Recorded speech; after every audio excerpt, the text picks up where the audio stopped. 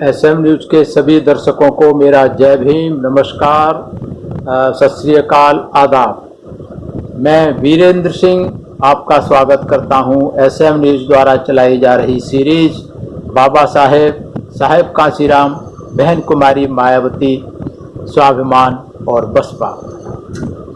आज बताऊंगा कि किस तरीके से जून 1990 में बहन कुमारी मायावती ने पार्लियामेंट में पिछड़े समाज के लिए, मंडल कमीशन के लिए, अनुसूचित जाति जनजाति के हितों के लिए और धार्मिक अल्पसंख्यकों खासकर मुस्लिम समाज के लिए किस तरीके से सरकार को आड़े हाथों लिया और किस तरीके से सरकार को इनकी समस्याओं के बारे में अवगत कराया।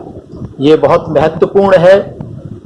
ये जो 1990 में जो बहन कुमारी मायावती जी ने पार्लियामेंट में बातें रखी, आज भी उतनी ही इनकी ज़रूरत है, आज भी उतने ही रेलेवेंट हैं। इसलिए मैं खासकर पिछड़े समाज के लोगों और मुस्लिम समाज के लोगों से ये निवेदन करना चाहूँगा कि इन चीज़ों पर ध्यान देंगे और इन पर चिंतन मनन करेंगे।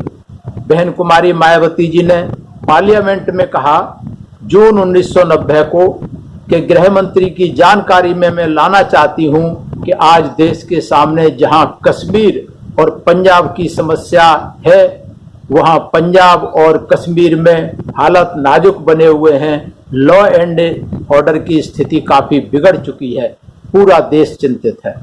लेकिन इसके साथ साथ गृह मंत्री जी को यह भी बताना चाहती हूं कि जहां हमारे पंजाब और कश्मीर की समस्या है, वहीं इस देश के सामने करोड़ों गरीबों और मजलूमों की भी समस्या हमारे सामने है।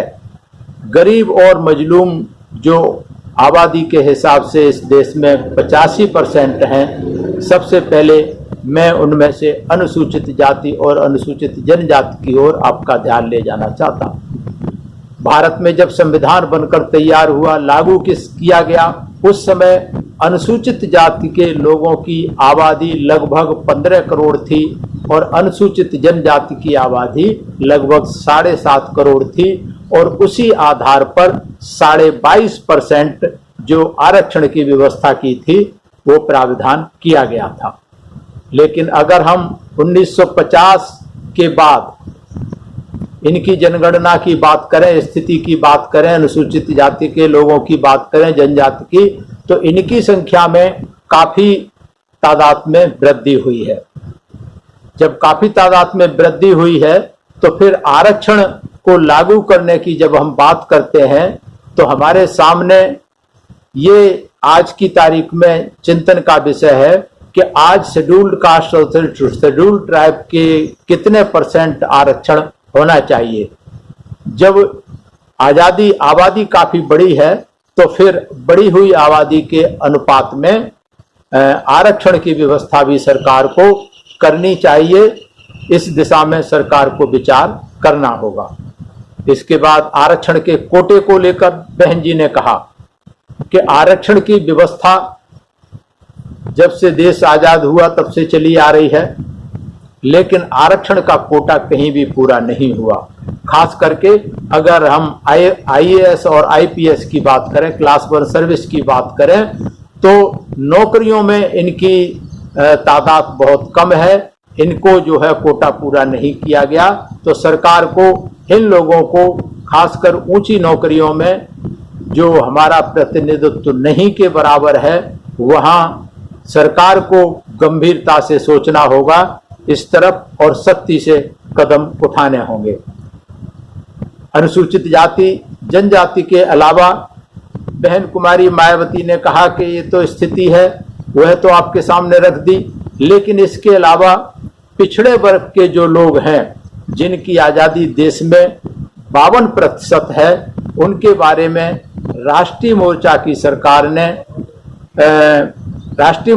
सरकार बनने से पहले कहा था कि बैकवर्ड क्लास के 52% लोगों को राहत देने के लिए मंडल कमीशन की रिपोर्ट लागू की जाएगी।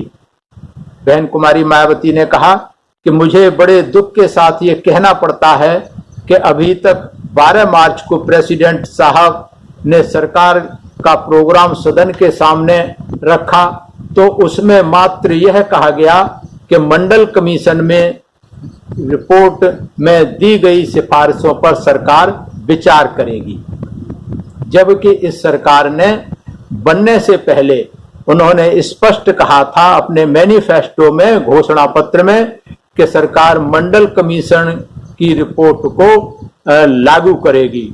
तो इस तरह पैतरे बदलने से काम नहीं चलेगा, क्योंकि जब सरकार चुनाव होता है तो घोषणा पत्र में लिखती है कि हम लागू करेंगे और अब सरकार कह रही है कि विचार करेंगे, तो इस तरीके की पैतराबाजी ये ठीक नहीं है कि जब आपने घोषणा पत्र में ये लिख करके उनके वोट लूट लिए, पिछड़े समाज के वोट लूट लिए, तो अब पैतरा क्यों बदलते हो। मंडल कमीशन की रिपोर्ट के आधार पर इस देश में पिछड़ी जातियों की 3743 जातियों में बांटा गया। बाबा साहेब डॉक्टर अंबेडकर ने भारत के संविधान में अनुच्छेद 340 में ये स्पष्ट कर दिया था कि जितनी पिछड़ों की संख्या है उनके आधार पर सरकार इनके आधार पर इनकी जिम्मेवारी बनती है कि वो कमीशन बिठाए और इनको प्रतिनिधित्व और आरक्षण में इनकी सुविधा दे, लेकिन सरकार टाल मटोल करती है। तो बहन कुमारी मायावती ने कहा कि मंडल कमीशन की सिफारिशों को सख्ती से लागू करने के लिए तुरंत कदम उठाए जाने चाहिए। बहन कुमारी मायावती ने कहा कि एक तरफ तो हम संविधान के मुताबिक देश को चलाने की बात करते हैं और दूसरी तरफ भारतीय संविधान में दिए गए प्राविधानों के अंतर्गत पिछड़ी जाति के लोगों के उत्थान के लिए कुछ भी नहीं किया जा रहा। इन जातियों के लोगों को उनके संवैधानिक अधिकार मिलने चाहिए, वह समस्या तो है ही, लेकिन इससे पहले समस्या यह है कि 3743 जातियों को मान्यता मिलनी चाहिए। जब तक इन पिछड़ी जातियों को भारतीय संविधान में के अंतर्गत मान्यता नहीं मिलेगी तो अधिकार देने से भी उनको कोई फायदा नहीं होगा। इसलिए मंडल कमीशन लागू करना बहुत ही आवश्यक हो जाता है। बहन कुमारी मायावती ने आगे कहा, रिलीजियस माइनॉरिटी के लोगों के लिए, रिलीजियस माइनॉरिटी के जिनमें सिख, मुस्लिम, ईसाई, पारसी, बुद्धिस्ट लोग आते हैं, उनकी भी अपनी अलग अलग परेशानियां हैं।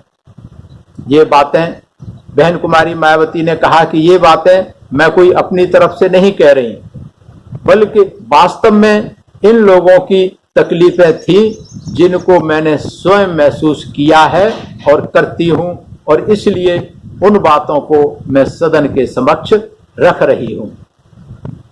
12 अप्रैल 1990 को केंद्रीय कक्ष में बाबा साहब डॉक्टर अंबेडकर का चित्र लगाया गया, आवरण हुआ। यह भी एक विडंबना रही कि देश की आजादी के इतने साल बाद 1990 को 1947 में देश आजाद हो गया और बाबा साहब का कक्ष वहां नहीं लगाया गया जहां बाबा साहब का लिखा हुआ संविधान चलता है। बाकी बहुत लोगों के, सैकड़ों लोगों के फोटो लगे हुए हैं, लेकिन बाबा साहब का फोटो लगाने के लिए कई सालों तक बहुत लोगों को संघर्ष करना पड़ा था। तो जब ये चित्र लगाया गया, उसका अनावरण किया गया, उस मौके पर देश के उपराष्ट्रपति, प्रधानमंत्री और स्पीकर ने कहा था कि हमारे देश के अंदर हिंदू धर्म के अनुसार जो वर्ण व्यवस्था है, उसके आधार पर इस देश का जो सामाजिक ढांचा, जो ताना बाना बनाया गया था, वह व्यवस्था सामाजिक असमानता के आधार पर बनी हुई है। इस कारण ही आज देश के अनुसूचित जाति, जनजाति, पिछड़ा वर्ग व धार्मिक अल्पसंख्यक लोगों के ऊपर अत्याचार बढ़ रहे हैं। ये स्वयं प्रधानमंत्री, स्पीकर और उप राष्ट्रपति ने ये स्वीकार किया संसद में कि इनके ऊपर अपराध बढ़ रहे हैं, तो लेकिन इनके समाधान के लिए सरकार कोई चिंतित नहीं है, कोई कदम नहीं उठाती। यही कारण है, बहन कुमारी मायावती ने कहा कि यही कारण है इस देश के अंदर जो मुस्लिम समाज के लोग हैं आज वे अपने आप को बड़े पैमाने पर असुरक्षित महसूस करते हैं। जहां कहीं भी हिंदू मुसलमान दंगे फसाद की बात होती है तो मुसलमान घबराता है कि यदि कोई बलि का बकरा बनेगा तो या तो मुस्लिम बनेगा या फिर अनुसूचित जाति के लोग और पिछड़े वर्ग के लोग बनेंगे।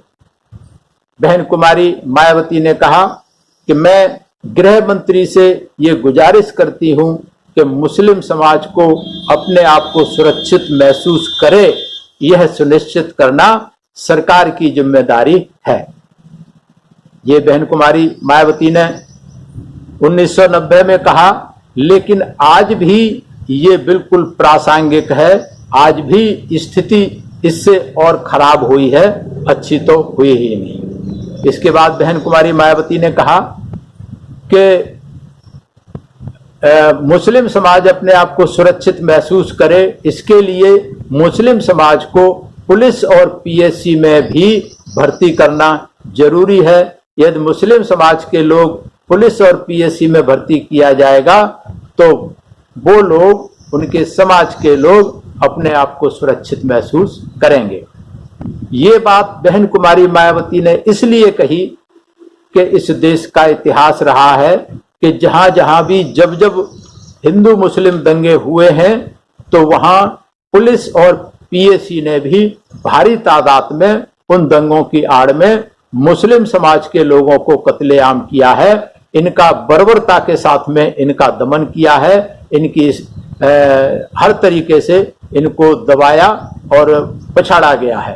खास करके जितने भी पुलिस पीएससी या जो भी फोर्सेज लगाए जाते हैं तो ये सब भी मुस्लिम समाज के साथ ज्यादती करते हैं।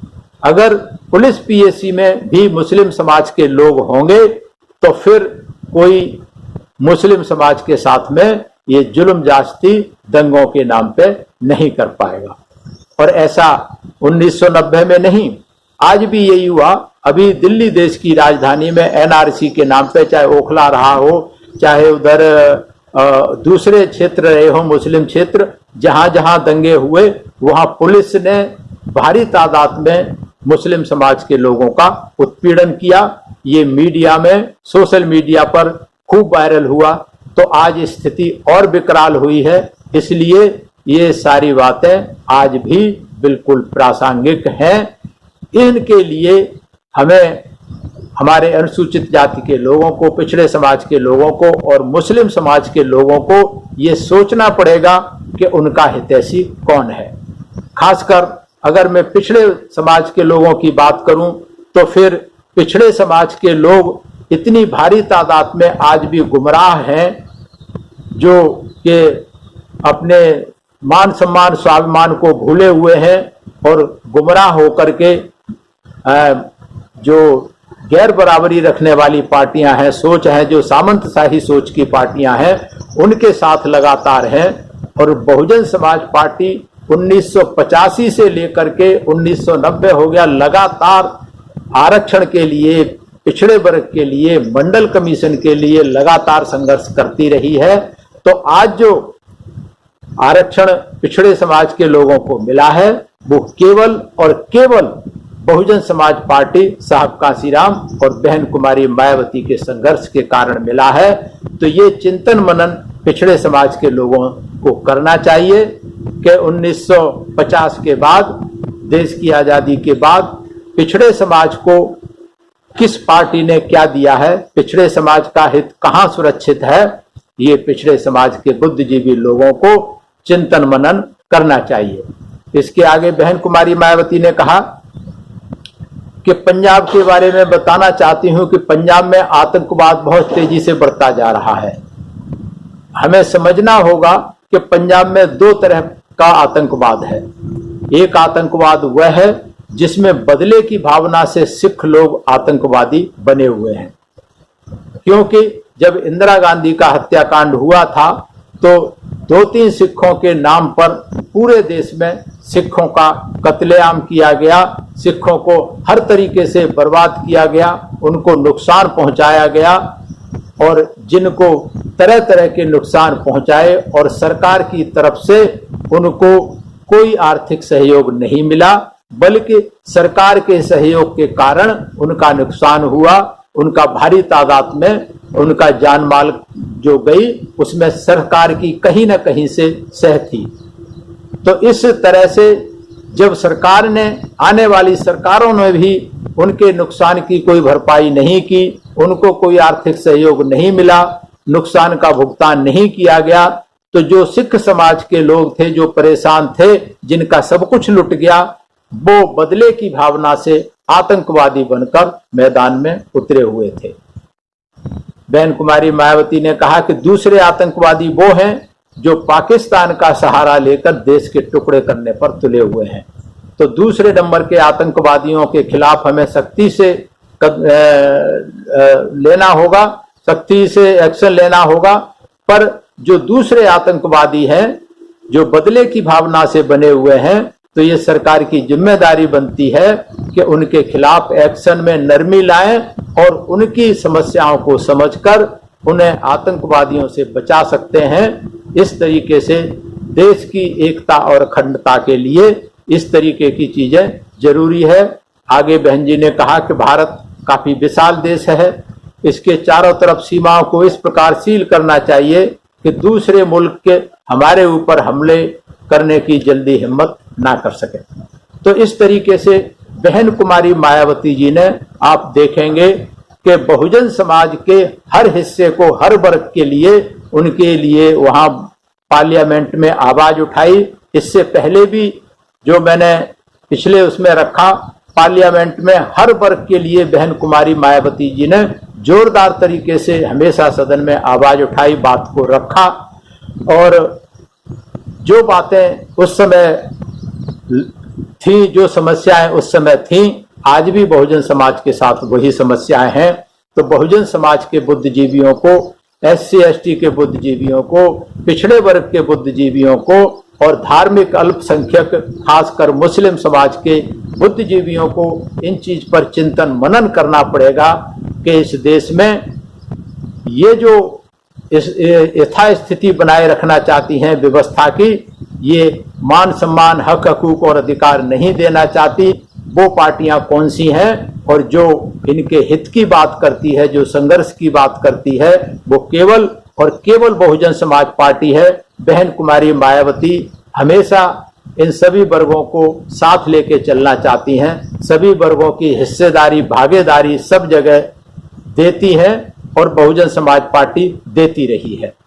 तो इसलिए मेरा इन सभी वर्गों के बुद्धिजीवियों से निवेदन है कि इन चीजों पर चिंतन मनन करें और किंतु परंतु को छोड़ के, ये ऐसा समय आ रहा है, आ गया है और थोड़े साल में आने वाला है कि अगर हमारे बहुजन समाज के लोग नहीं अगर चेते, नहीं अगर उन्होंने कोई कदम उठाया, नहीं सोचना शुरू किया, तो समय बहुत खराब आने वाला है। इससे भी स्थिति बहुत भयावह होने वाली है।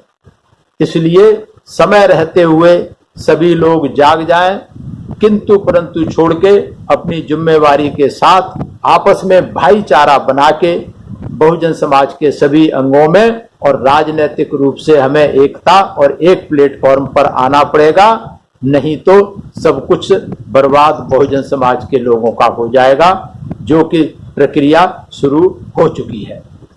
इसी के साथ मैं धन्यवाद करता हूं SM न्यूज का जो ये सीरीज शुरू की है। धन्यवाद करता हूं सभी दर्शकों का और निवेदन करता हूं कि ये जो सीरीज चल रही है, अगर आपको पसंद आ रही है, आप इसको लाइक करें, शेयर करें और कमेंट्स के द्वारा हम लोगों का मार्गदर्शन करें।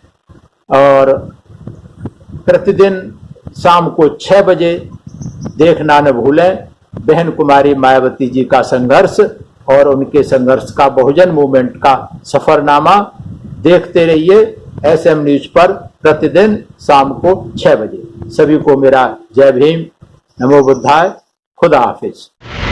अगर आपने अभी तक हमारा चैनल सब्सक्राइब नहीं किया है तो सब्सक्राइब करें और घंटी का बटन बिल्कुल भी दबाना ना भूलें ताकि सभी लेटेस्ट खबरें पहुंच सकें आप पे सबसे पहले।